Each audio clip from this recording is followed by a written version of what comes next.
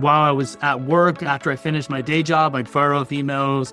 But a lot of the emails I would do after we'd put the kids to bed. I'd do all my research from 8 o'clock at night to midnight and be working on the computer. I still have my full-time job. We did all of that for about 3 years before I replaced my income and I quit.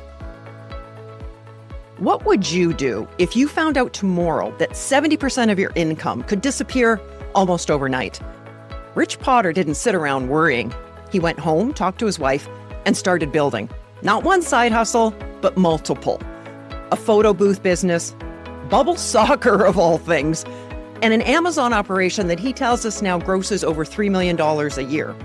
All while he kept his day job. And one by one, those side hustles didn't just supplement his income, they replaced it. Today, Rich walks us through how he did it, his startup costs, and most importantly, what he learned along the way.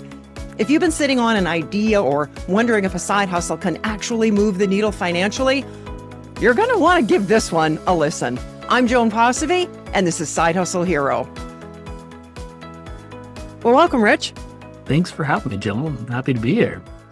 Well, with your wife, you started a photo booth as a side hustle. Tell us about that venture. Yeah, at the time I was working for an electronic component distributor at sales rep. And my largest account represented about 60 to 70% of my commissions. And I found out that they were just purchased by a company in India. And I was scared to death that 60 to 70% of my commission was just going to disappear almost overnight. Like they were going to move production to India. So I went home and started talking to my wife about it. And I'm like, we got to find some sort of side hustle because our income could drastically be decreased here really soon.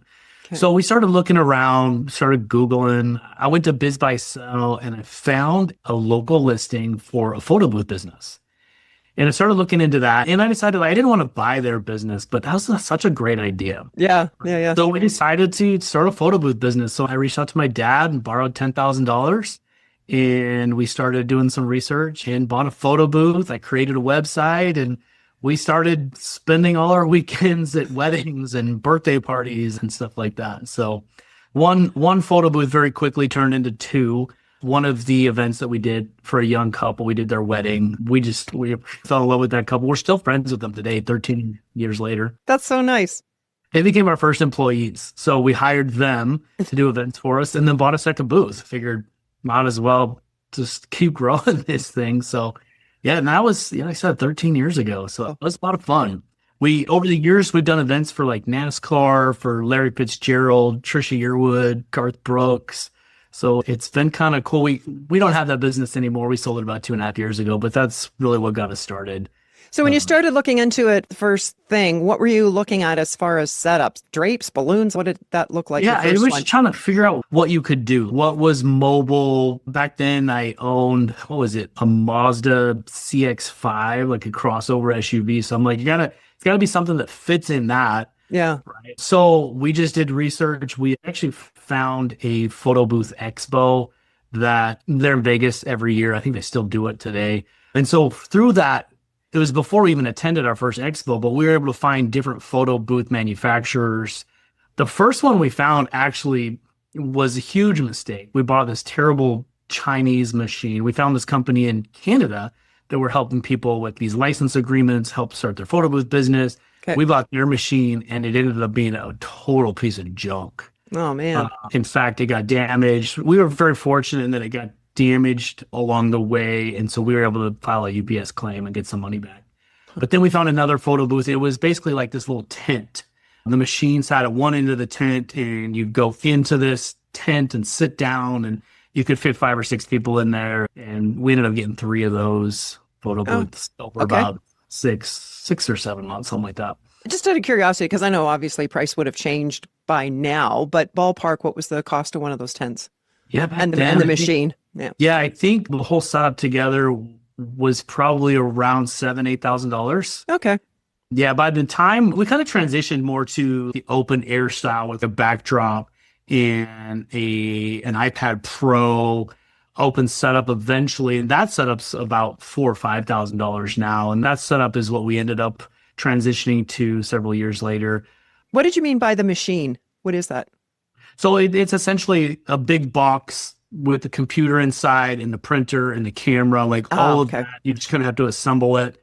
Ends up being that photo booth machine. So then you were either paid by like the event organizers, or this is somebody that like the general public come in and use and pay you, or is it mostly just larger events that the client pays?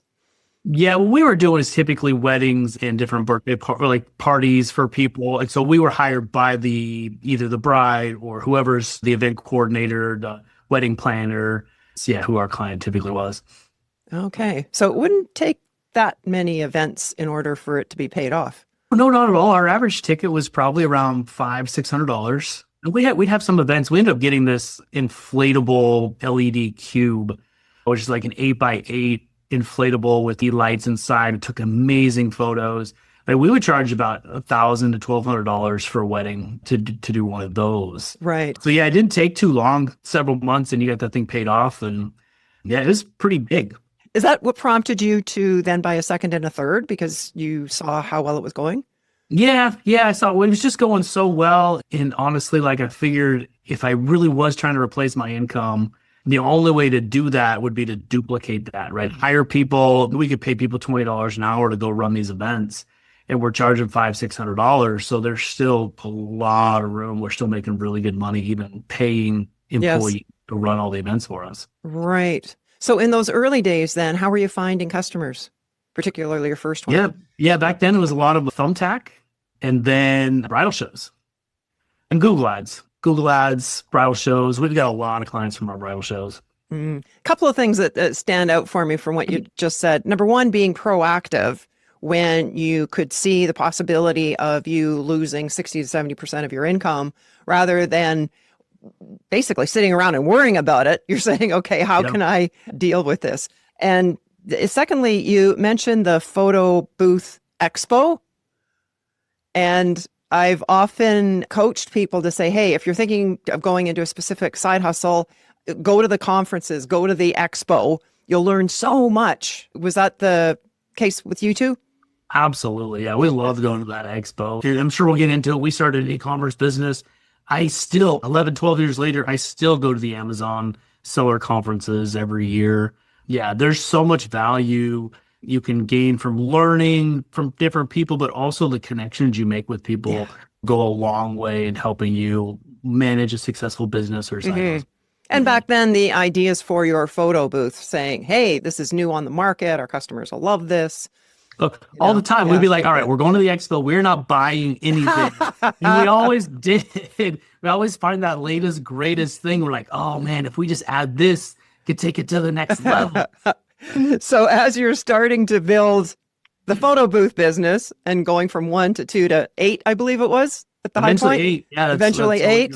Yep. Apparently that wasn't enough. What other side hustle did you guys add? Yeah, I want to say it's 3 or 4 months in. My wife came to me and she saw this video on YouTube of bubble soccer. And so it's these giant bubbles you wear and you run around and you run into each other and you're playing soccer at the same time. Right? Knocking each other over. And at first I saw it and I'm like, I don't want to do that. That's so weird. And then it was probably a week later, it popped up into my feed on Instagram or Facebook or something. And I saw it again and I'm like, okay, this could be kind of cool. So we found Knocker Ball, and they're a US company that sold those bubbles. And so we bought 12 bubbles from them. Again, I created a website. And we put it on Facebook that we were launching this business. And we didn't even know it, but one of my wife's Facebook friends or Instagram followers, it was with the local news agency. And so she responded to the post that my wife made. And she's, hey, I'm with I think it was channel 4. We'd love to come and do a little segment on you. Before we even launched the business, You're on the news. And so from there, it was a very easy launch. Yes. Right. So many people saw us. We were getting phone calls left and right. And the business just took off. We ended up, at our high point with that, I think we had 60, 70 bubbles. We were doing 5, 6 events a weekend with 2 or 3 different employee crews that were running the events. And it was a lot of fun. Yeah, it was pretty cool. Wow. Okay. So we'll drop a photo or two on the episode page for sure. But essentially, the people are running around. It's not like they're completely enclosed in this bubble from their thighs up kind of thing. They're in this big about the knees. protective. Yeah, about the knees or so. Knees up, and then probably about 6 to 9 inches above your head, so that if you tip over, you're not going to hit your head. But it's just this giant bubble, and you're just crashing into each other. And again, it's bubble soccer, but no one really plays soccer. Right. We had a dozen other games that we would organize, and they would play these games during their 1 or 2 hour rental, and so it was cool. And where would these happen? Because these bubbles are big. Do you rent a field or? Yeah, typically we'd get set up with the local city. They'd want a certificate of insurance or whatever. Yeah. Oh, I'm sure. We would reserve an hour or two. Most of the time we had our client who were booking us, we had them reserve the field for us. But yeah, typically outside on a soccer or football field or just a big open grass area. We had some agreements with some indoor soccer fields. So I'm in Arizona. It's way too hot to do bubble soccer during the summer here. So yeah, we had some partnerships with some indoor soccer fields, and we would host the events at those indoor fields during the summers. Oh, nice. Give us a rundown of the numbers, if you would, the cost to get involved and what you typically was able to charge for them. Yeah, the bubbles, they cost about $250 to $300. And you really need 6 at a minimum to run good size events. The 6 to 12 was ideal. We'd have some people want to rent 20, 30 bubbles, and that's just mass chaos. Oh, yeah. Right. I love the amount of money we'd make on those events, but 20 bubbles at once was just too much to handle. So that sweet spot is really like 6 to 12, 6 to 14.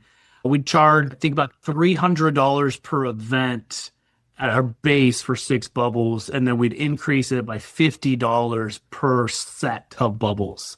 So if you wanted to go to 8 bubbles, it'd be $350 and so on. So, and then we'd also add an extra $100 if you wanted a second hour. So are these things you'd have to inflate them on site? Yep. We'd show up with a shop vac and a generator. Okay. And we'd inflate it with the shop vac. We found was the easiest and fastest way to just inflate them. So you'd have to show up about an hour early and inflate all the bubbles and set up the cones on the field and stuff like that. So. And what's typically the objective? How do you win the game? There really is no winner. You're just knocking each other over. Okay. You have different games, like games that would last a minute to 2 minutes, and there'd always be a winner for each game. Right. Maybe like a steal the flag, or if you were playing soccer or whatever. But yeah, it was, and the games would just repeat. You'd pick a different game, and you just keep going for. All right, but basically, people are just bashing each other around on the field. Yeah. Okay. Exactly. Yeah. So, how long would one of these bubbles last? Well, we'd have to patch them all the time. We get these little tiny holes, but we could make the bubbles last a few years. Wow. Yeah, eventually, like they'd get too many holes, or the plastic would get a little foggy. You'd have to replace them. But the lifetime was probably 2-3 years at least. Yeah. Yeah. Was there ever a time, maybe in the first couple of games, where you and your wife stood there and just like, what are we doing? And just laughing at the hilarity of like, we're actually making money at this? Oh, yeah. Yeah, for sure. Yeah. They're just big kids just out there having, there's photo booth or the bubble soccer. Yep, just at parties all the time. What's your wife's name? Shelly.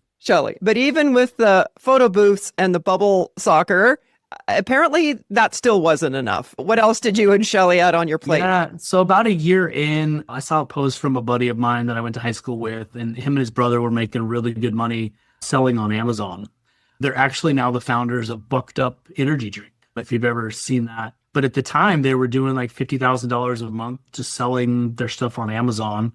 And it eventually turned into that brand. But I saw it and I was like, I didn't even know you could sell on Amazon. So I kind of reached out to them. I'm like, what are you doing? What's this all about? Yeah. And it's like, we're just selling FBA on Amazon. We created our own brand and we're selling stuff. And so I started looking into it. And we almost went the same route they did, like a private label route, buying stuff from China and private label area. But we ended up doing wholesale is what we call it. So we'd contact U.S. brands and we'd buy from them in bulk, and we'd represent them in an exclusive or kind of semi-exclusive type of relationship, selling their products on Amazon. And how did you choose which product or products that you thought would be lucrative?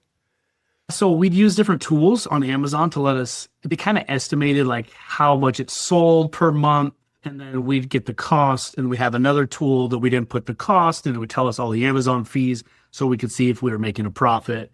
So we could estimate how often it sold per month, what the profit margin was, We could see how many other sellers were selling that same product, and we could kind of estimate what our cut or percentage of those sales might be.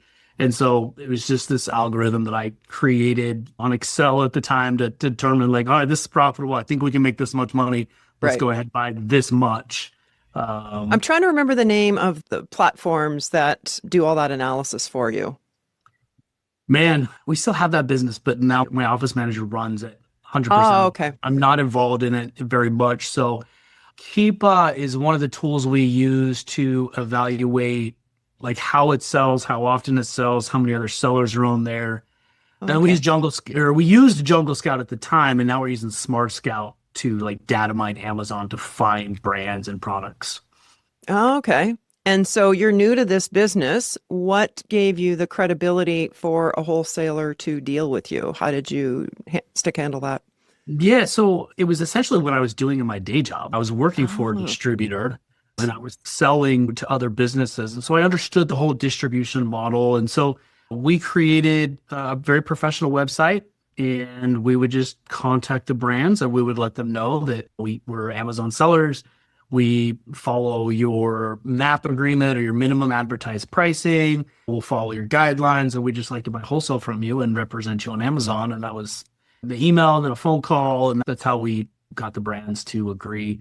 So a lot of them, like, they made a great product, but they didn't really understand the e-commerce market platform. They didn't understand Amazon. Today, you've got Walmart that's starting to compete. You've got a bunch of competitors now, but back then it was Amazon Prime. So yeah, it was just having conversations with those business owners or those sales reps and letting them know what we did. And we get a lot more no's than we would get yeses, but it's just a numbers game. We knew if we contacted so many brands that we'd get so many yeses. And so I would either, while I was at work, after I finished my day job, I'd fire off emails. But a lot of the emails I would do after we'd put the kids to bed. I'd do all my research from 8 o'clock at night to midnight, and I'd be working on the computer and building up my business that way. So yeah, because at this point, do you still have your full-time job?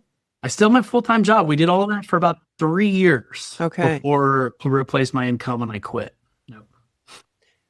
But you mentioned, do you still have the e-commerce business? So we do. We still have the e-commerce business. It's 12 years old. We do $3 million a year on Amazon. We've got gross revenue. Yeah. So we've got 3 local employees. We've got 3 virtual assistants in the Philippines. I do other things now, but I have my office here at the warehouse. So if the guys need me, if they've got questions, I'm here for them. That side hustle turned into a pretty successful business that is our main source of income now, but it's ran by a team of incredible employees. So between the photo booth and the soccer ball and the e-commerce business, it sounds like you landed on the e-commerce business and chose to sell the other 2. Why was that? Yeah. So it had a lot to do with our kids getting older. We have 3 daughters, so 16, 13, and 10. And so it was about 2.5 years ago we sold, 3 years ago we sold the bubble soccer business and actually sold it to my office manager here at the warehouse. He was our main employee for the bubble soccer business as well, and he wanted to buy it when we were ready to sell it, so he took that over, still runs it today. And so... Nice. And then about 2.5 years ago, we sold the photo booth business again to a former employee and a really good friend, and they're doing great with it today. But it really came down to lifestyle for us. Both of those businesses are very heavy weekend type businesses. Yeah. And I'd work all week and then I'd work all weekend, and I just felt like I wasn't seeing my kids as much as I wanted to and wasn't there for them on the weekend. So it just became a lifestyle choice. Where Amazon business was supporting our lifestyle financially by itself, and I didn't want to give up my weekends anymore. So we sold those businesses. So by the time you quit your full time, what were your earnings?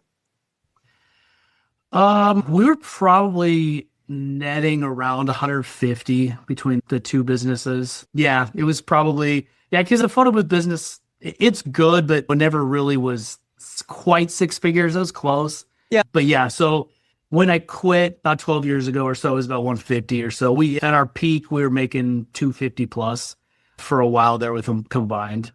And the way you've described those businesses, it seems to me the Amazon e-commerce business would be a lot cleaner to scale rather than buying more inventory and having to run teams out on the weekends. Yeah, for sure. Yeah, it's very easy to run it just here. We have a warehouse, but you can get like Amazon prep centers, and a lot of people do it out of their garage. But we're so big that I need a 4,500 square foot warehouse and a team to do it. So, but yeah, it's very easy to scale at that level. It's a lot, and it's cleaner than giving up all your weekends. Right. And because you're not doing it on consignment, you're actually buying the wholesale inventory. Yep, that is correct. And I know you don't want to give away your secrets because there's a lot of proprietary info on how you're choosing your items, but what type of things are you selling? We have, like 1,500 SKUs. So 1,500? Yeah, it's anything and everything. A lot of health and wellness. We have some grocery items. We have, games. Right. Anything that we can buy profitably, we'll sell. So we're not really in any specific niche. Okay. And as an Amazon FBA seller, you don't really need to be. Define FBA for our listeners. Fulfilled by Amazon. Okay. So we prep the products to Amazon standards. We ship it to Amazon. They warehouse it for us. When we get an order from a customer, they take care of the shipment. That's how you get the same day or next day or 2-day delivery. Because we're not the ones shipping it to our customers. Amazon is from their local warehouses. But you're doing all the packaging and prepping it in order to get it. Do you do that for other people as a service? We have before. We didn't make really good money doing it. So we stopped doing it after about a year.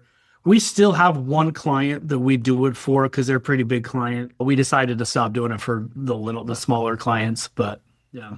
And at some point you added in or transitioned to franchising?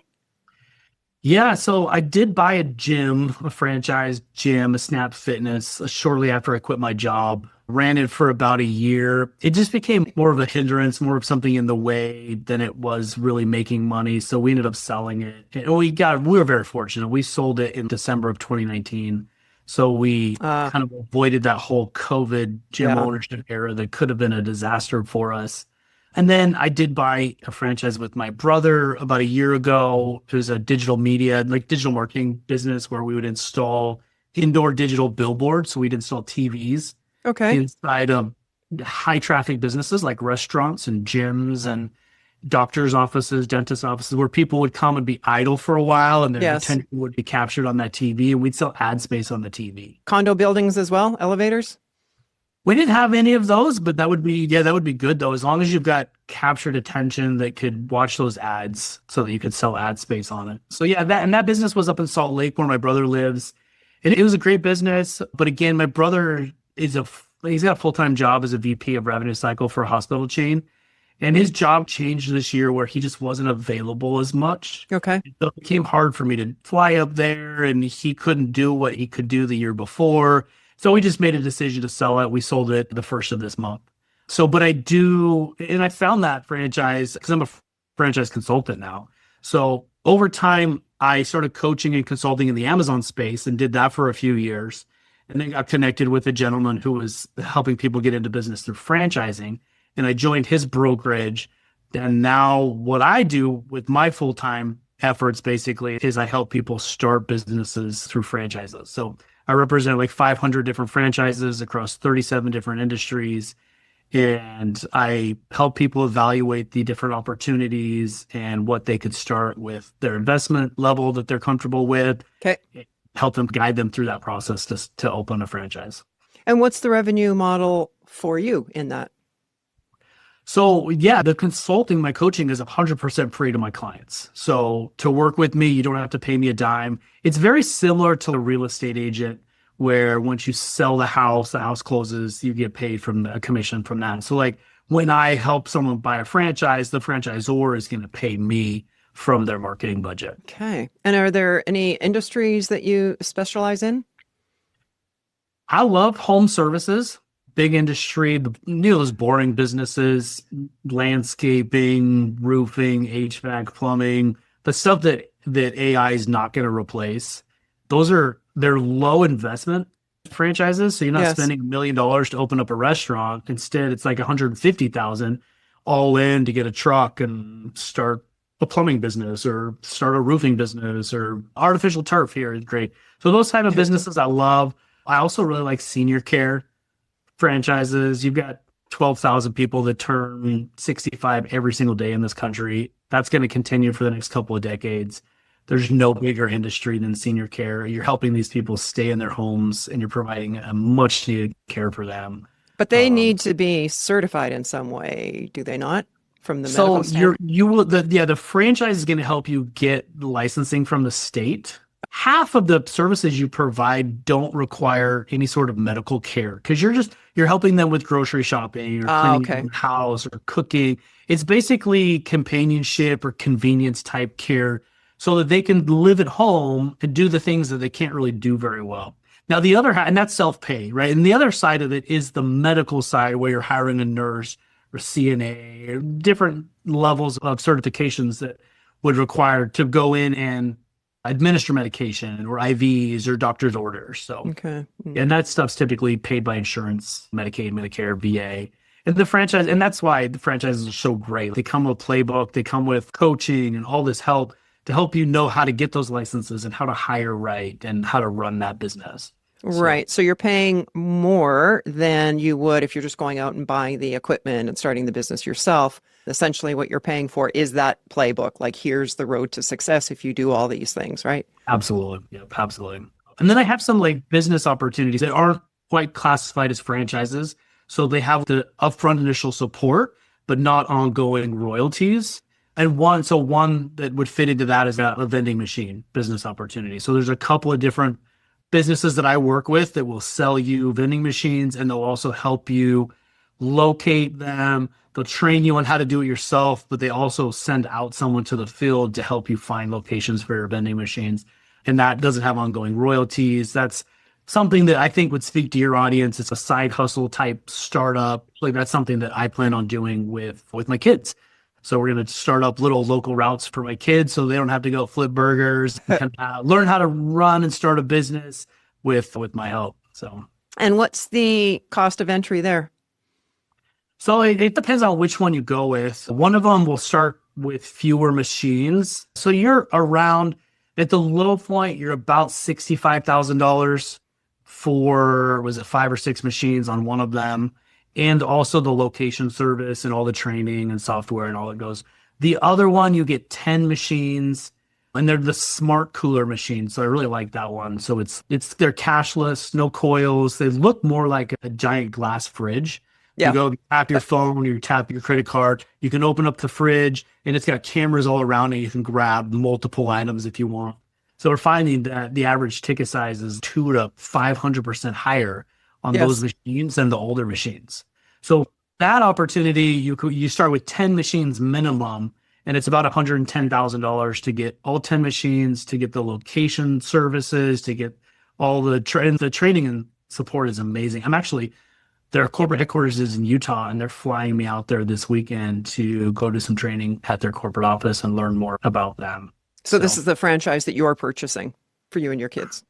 Correct. Yeah. And then this one, it's not a franchise, it's a business op, but it's very similar. Yeah. I'll be doing those smart cooler machines. I like them better than the old school ones. All right. So the first one that you said around that 50, 60,000, those ones are the old school ones? Yes. So got it. They take cash, but they also take credit cards. They do have that credit card reader, but they're the old coil machines. They're modernized. They're beautiful. They're big and they work great, but they're the old style coil ones. Yeah, I was speaking to a vending machine expert about that very thing, what you described, the difference between the two. And he had a similar experience in terms of the increase when he shifted to these AI ones with all the cameras. Yeah. And we were talking about the reasons behind that. And it seems like if you're at the old school one, you've got to punch in a code, then punch in a second code, punch in a third code. Whereas with the other ones, if you just open that cooler door, it's, oh, wow, while I'm here, I'll grab this extra bag of chips and another water and that sort of thing. So that's been the experience of the people that you're talking to in this space. Yeah, and it's very similar to going to a convenience store. The fridge fill is the same. You grab what you want, and it's got the AI cameras built in, so it knows what you take and just charges the card. And it's so much easier. You mentioned location services. What is that? So they'll basically, one, like they'll look at your market to see that it's viable, make sure there's a certain amount of schools and manufacturing facilities and just different facilities that would fit the requirements of a vending machine. Right. Okay. And then so they'll scout it out. They'll tell you, like, based on our analysis, there's 2,500 businesses that could qualify. And they'll rate them as A locations, B locations. So they'll do all this research with you, but then they actually send someone into your market. So someone from corporate will fly in and they'll spend a week in your market and they'll actually go business to business with you and find locations for you. And so that's what you get included. And that's not an extra cost. That's included in your investment. So that's the hardest part about vending, is finding good locations and learning how and knowing how to find those good locations. Once you have that skill down, vending is an easy business. Filling the machines, and the machines are so nice now because they've got software that can tell you what's short, what's out. So you don't have to guess. You wake up, you open up your laptop or even your cell phone, you see what's needed, you put together your little kit, and then you go out and fill what's needed. And if everything's full, you don't need to go out that day. But finding locations is the hardest part. And so they send someone out to help you acquire those locations and negotiate those contracts and stuff.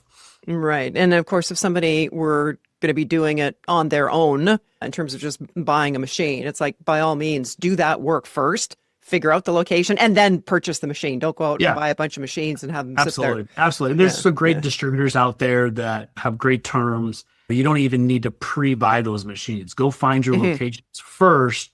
They've got inventory in the US. They can ship it to you within a week or two. So secure your locations and then buy the machines. So you don't have a garage full of $5,000 to $10,000 machines sitting there burning a hole in your pocket. Right.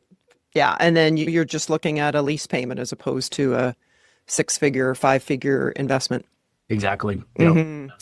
So you coach a lot of people in the franchise space. What have you seen as one of the biggest mistakes people make when getting into a franchise or even searching for one?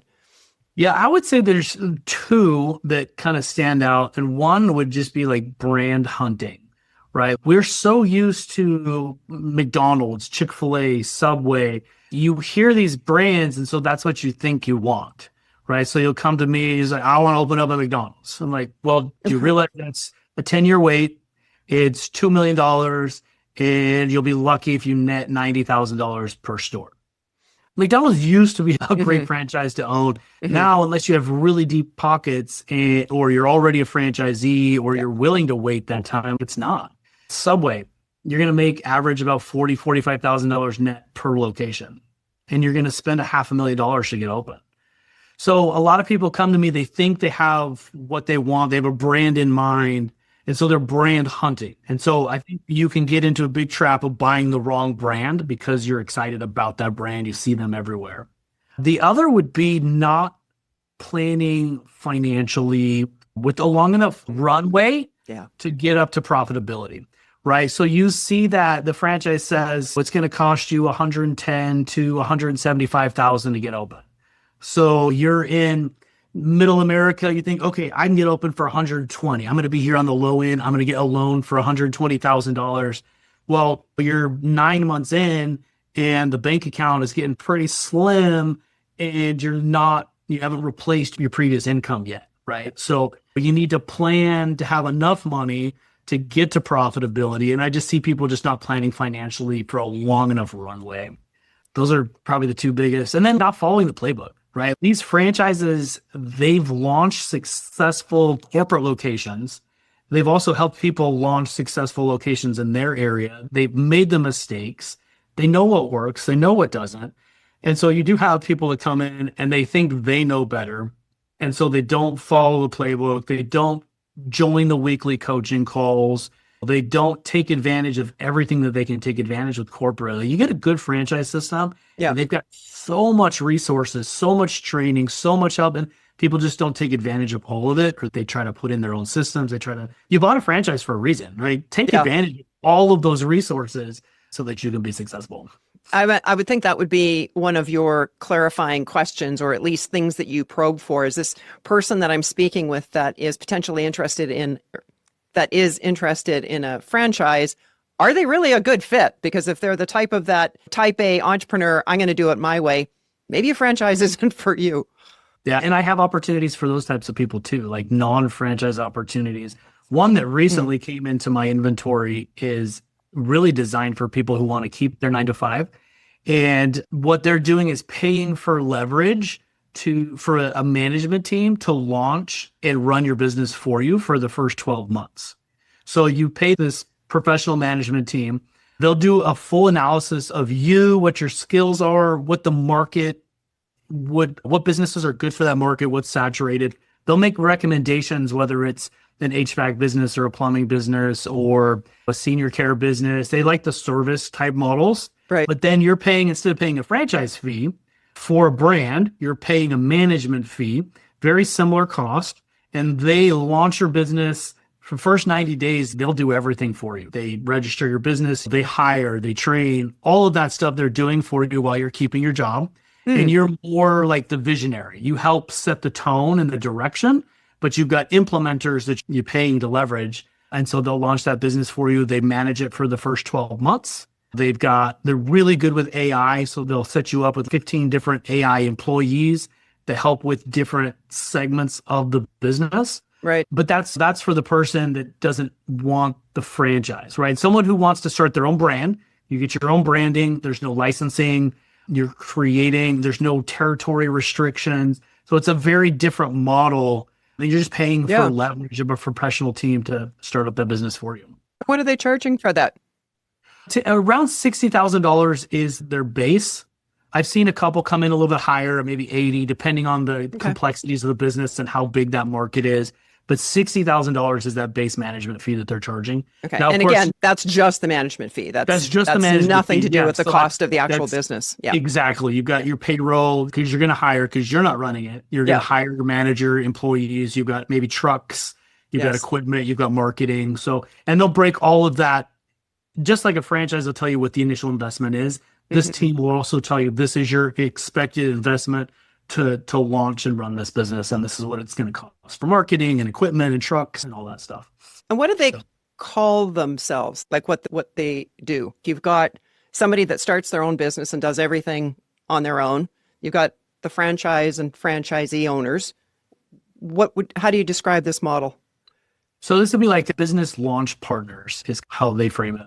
Interesting. So there's so many ways to start up a business nowadays, right? You got your side hustlers, you've got your do it for you, right? And now you've got the franchise. And then even within franchising, you've got semi-passive, you've got owner operated, you've got lots of models that do a lot of to keep your job. And then you have lots of models that require you to quit your job and be all in from day one. So there's no excuse not to start then. Because based on your personality, your strengths and areas that you have a challenge, there's a model out there for you. Absolutely. Yep. Absolutely. Is there anything I haven't asked you yet that I should have? The only other thing is if you have a side hustle that's turned into a full-time business and it's a great business, a profitable business, and you want to expand it, I can help you franchise it. I can help you turn your business into a franchise concept. We have a great lawyer on our staff that writes your franchise disclosure document. That's required for every franchise. It's like a 200+ page legal document that you have to submit to the state for every state that you want to operate in. So we create that. We create your operating manuals. We get you in 12 franchise exhibit shows across the country to exhibit your franchise. So that's a great option for people who have launched a successful startup, as well as I can help you create the franchise, and then I can help you sell it. Well, what's the best way for our listeners to connect with you, Rich? Franchise Heroes is my brand. So franchiseheroes.co is my website. And then you can find me on LinkedIn. Rich Potter in the greater Phoenix area is how to find me there. So I'm on LinkedIn all day long, every day. Yeah. Fabulous. And we'll make sure that we drop those links in the show notes. Awesome. Yeah. And I got a free resource on my website, the free ebook that kind of shows you how I guide you through the process of franchising and stuff like that. So go ahead and download that. You don't need to even send me an email address to get it. So I allow everybody to download it as a free resource. Okay. That's pretty rare, Rich. I know. Yeah. I like to provide as much value as possible. And I feel if I'm providing value, at the end of the day, that person can come back to me and ask for my help. So yes. What's your best tip to inspire others to start or grow their side hustle dream? just do it, right?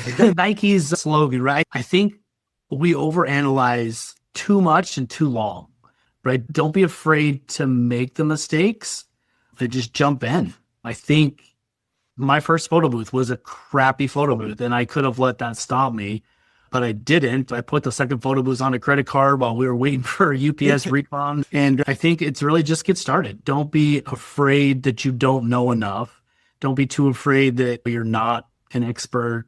No one who started that business before you was an expert either. They jumped in and they figured it out. So right. I just say take action. Talk to people who do what you're trying to do. Join communities of people that do what you're trying to do. Yeah. And you can learn from people. They're open. They love sharing information and helping other people. So you're not going to see people gatekeeping too much. You'll see some people, but by and large, as a community, they don't gatekeep information. So join those communities, talk to those people, and just jump in. That's great advice. And keep in mind, too, that so much of business is the same, regardless of the product or the service that you are offering. It really comes down to quality product, customer service. Absolutely. Yeah. So the lessons that you learned from the photo booth, you take with you into the bubble soccer and today into the vending machines. Absolutely. And franchises. Fantastic. Well, thank you so much, Rich, for sharing, information and insights into so many different potential side hustles that somebody can get involved with. And thank you for being today's Side Hustle Hero. Yeah, thanks for having me. I love what Rich said near the end there, that people in business actually want to help you. In reality, most are not sitting there guarding their secrets. So go to the conference, join the community, ask the questions. By and large, people are open and they'll share what they know. I think sometimes we talk ourselves out of reaching out because we assume that everyone's protective of what they've got, what they've learned. But Rich has lived it across multiple businesses and multiple industries, and that's not been his experience, nor mine. So whatever side hustle you're exploring, know that you don't need to do it alone. The people who've already figured it out are more accessible than you may think. And if and when you do get a no, just remind yourself of this clean four-letter word, next. Then go ask the next person. Knock on the next door. Reach out to the next community. The yes that you're looking for is out there. Well, that's a wrap for today. If our chats are sparking your entrepreneurial spirit and providing valuable insights, consider showing your support by visiting sidehustlehero.com/support. That's where you can shoot me a virtual coffee. It's a real thing and a fun way to give the show a caffeinated thumbs up. Thank you so much. In the description, you'll find links to connect with Rich, as well as the full show notes, which live at our website, sidehustlehero.com. If you're enjoying what you're seeing in this podcast, it would be so appreciated if you would take a moment and add your comment, share the episode, and please subscribe. It'll let others know that there's valuable content here for them to start or grow their side hustle. Thanks for watching, and hustle on.